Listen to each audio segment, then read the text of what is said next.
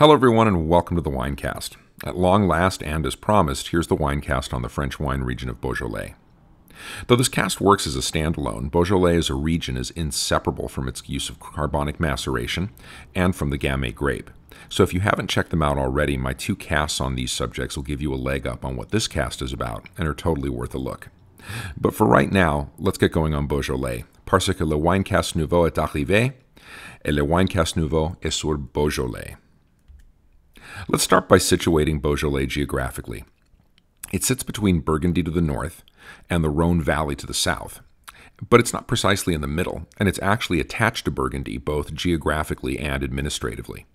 In fact, a small part of northern Beaujolais actually overlaps a small part of the Mâconnais sub-region of Burgundy.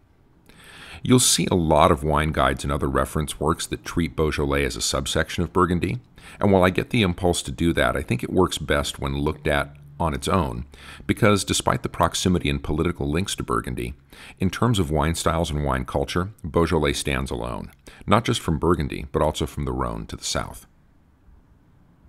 So, what are the wines like there? Well, more than any other region in France, Beaujolais is about one grape, and in Beaujolais that one grape is Gamay, which makes up around 98% of the region's plantings. There used to be a tiny amount of Pinot Noir planted here, which is no surprise given Beaujolais' proximity to Burgundy. But as of 2015, reds from Beaujolais can no longer contain any grape other than Gamay, and Pinot has, for all intents and purposes, been phased out of Beaujolais. What white grape plantings there are dominated by Chardonnay and Aligoté, though the latter of the two, like Pinot, is in the process of being phased out in less than a decade. Currently, the regulations for the AOCs in Beaujolais, from the generic Beaujolais appellation to all but one of the 10 crus at the top of the regional quality pyramid, permit co-fermentation with up to 15% of white grapes. But this is exceedingly rare, and you'd be hard-pressed to find a red Beaujolais with anything but Gamay in it. At all levels of the regional quality pyramid in Beaujolais, semi-carbonic maceration, a technique that creates low tannin wines with particularly bright fruit and floral aromas and flavors, is an important part of winemaking, though it's finessed in different ways at the different levels of the hierarchy. Speaking of which, in Beaujolais there are 3 general areas for wine production, and these can be expressed as a hierarchy, with the 10 crus or classified growth areas on top, with a generic AOC designation covering the whole area at the bottom, and, as in neighboring regions like Burgundy and the Rhone, a village-level appellation between the two others. On a map, the area looks like this, with the generic AOC sitting underneath all of the other areas, expressed here in olive green, and then a village tier expressed in beige sitting on top of that, with the 10 individual crus resting on top of both of the preceding tiers. Let's have a look. There are 96 villages or communes that produce wine in Beaujolais, and the basic Beaujolais AOC covers all of them, and thus the entire region. However, in practice, only about 60 of these communes, the ones that lie within the olive green region on our stylized map, use this appellation. About 50% of all wine produced in Beaujolais is produced at this level, and about 50% of that is Beaujolais' most famous, if not most prestigious export, Beaujolais Nouveau. Beaujolais Nouveau is a term that originated in the last century as part of a marketing strategy to promote a wine style that Beaujolais has been producing for some time, a vin de l'année, or a wine of the year. In other words, a wine that's released for sale during the same year as its vintage. Other regions besides Beaujolais make vin de l'année too, and the tradition stems from both a desire to celebrate the harvest and to make a wine that can be sold quickly to help bring in cash while the other wines in the cellar age a bit. Thanks to employing a very brief semi-carbonic maceration during production, Beaujolais Nouveau is a very light, fruity, and low in tannin wine with lots of the bright red fruit and perfumey aromas that come from the process, and it's meant to be drunk soon after release. As part of its marketing since 1985, it's been released with much ceremony on the 3rd Thursday of each November, and, in the United States, has become something of a favorite for the Thanksgiving table. Where it hasn't been a favorite has been with critics who tend to see its lightness and brashness as hallmarks of a wine that's hard to take seriously, And it's also been accused by some critics of damaging or diluting the reputation of Beaujolais as a wine-producing region by associating it with a wine made in this style. A step up from the generic AOC is Beaujolais Village. Since 2011, this hasn't technically been a separate AOC and has been folded back into the Beaujolais AOC.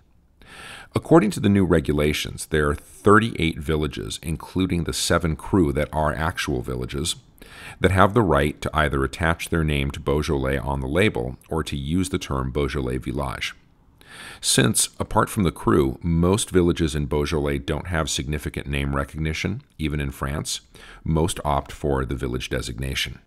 In the north of Beaujolais, some villages overlap the Mâconnais subregion of Burgundy, and producers here often release their white wines made from Chardonnay and Aligoté under the local Burgundian appellations while releasing their reds as Beaujolais Village. Finally, just like the villages in the generic appellation, these villages, with the exception of the 10 cru, can also release Beaujolais Nouveau. And speaking of the 10 cru, these are classified growth areas, highly regulated and recognized for the quality of the wines they produce. 7 of them are actual villages or communes, and 3 of them, Brouilly, Côte de Brouilly, and Moulin-a-vent, are named for local landmarks.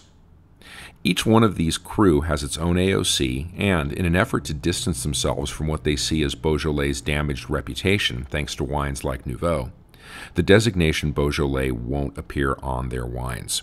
Only the name of the crus will appear. So it is important at least to become familiar with their names.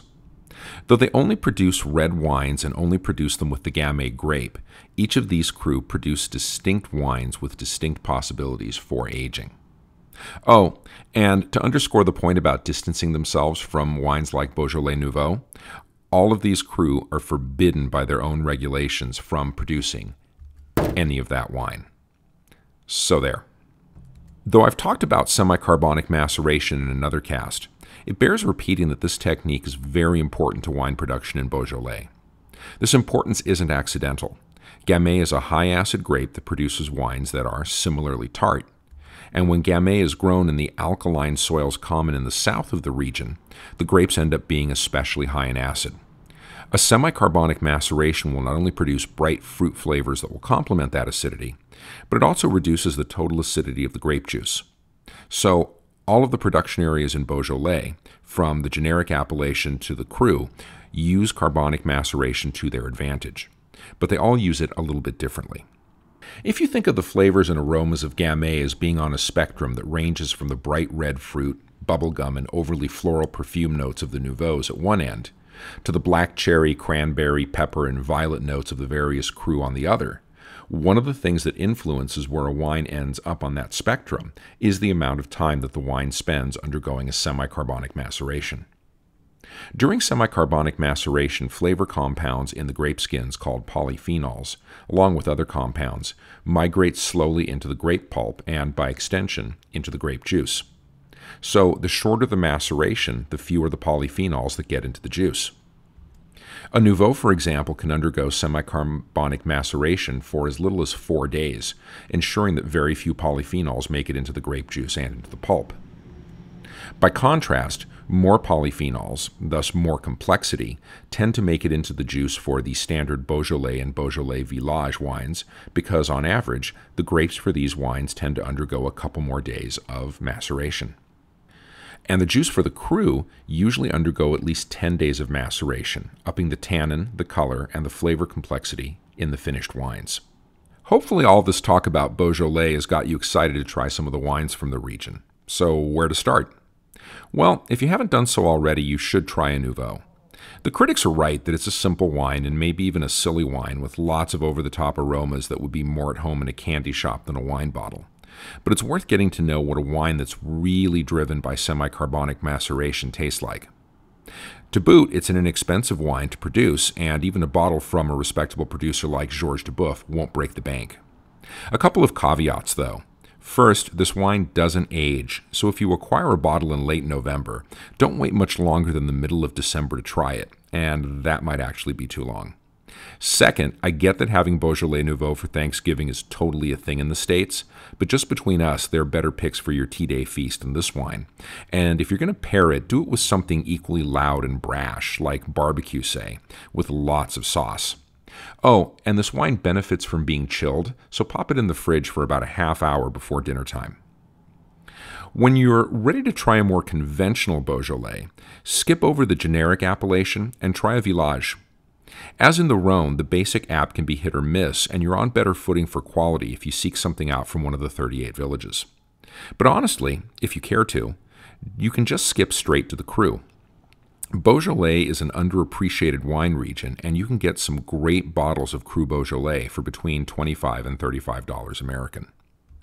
Fleury, Chiroub, and Régnier produce light-bodied wines that can be drunk when released, or they can age for a couple of years.